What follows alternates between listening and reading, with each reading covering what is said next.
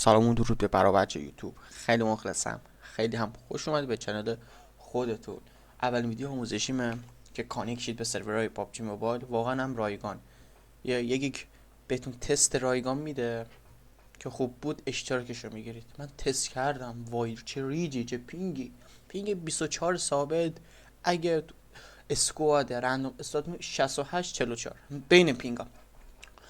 زیاد وقتتون رو نمیگیرم، حتما چنل رو سابسکرایب کنید، زنگوله بغلش هم بزنید، یه کامنت هم ولی بدید.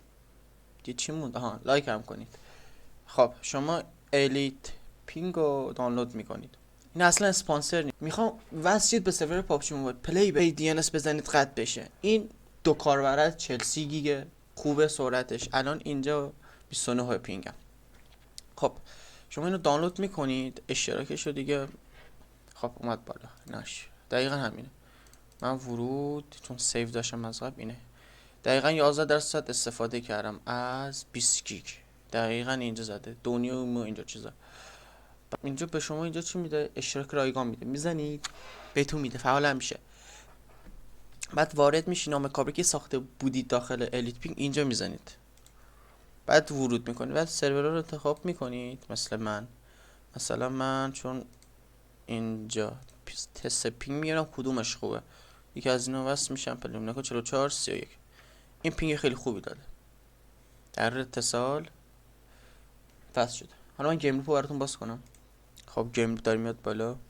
من با همین روش وارزون و کانتر استرک 2 با این میارم بالا بازی میکنم. پینگش 96 تا 60. ریجسترش هم خوبه. هر سه تا گیم، هم پابجی موبایل، هم وارزون، هم سی اس. بقیه گیم ها رو تست نکردم. خیلی خب گیم لوپ اومد بالا. اینم پابجی موبایل.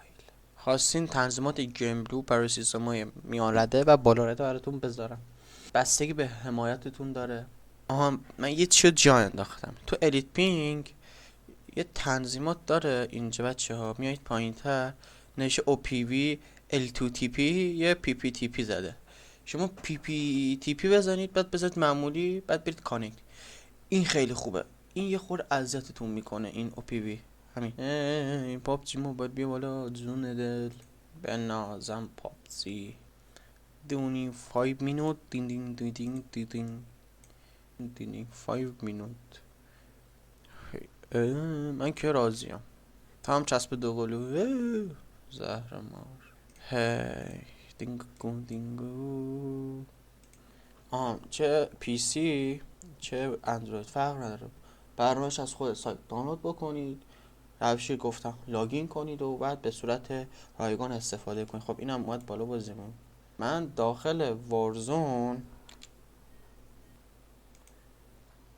من داخل وارزون 100 خورده به بالا FPS میگیرم، با CS همچنین 232 تا. تو پابجی نمیدونم چرا این شکلیه. گیم لوپ چینی ریختم یه مدت بازی کردم، خیلی روون بود. یه 5 دقیقه بند شدم. این وضعیت ماست. پورتریچه خوب. پینگم اومد 38.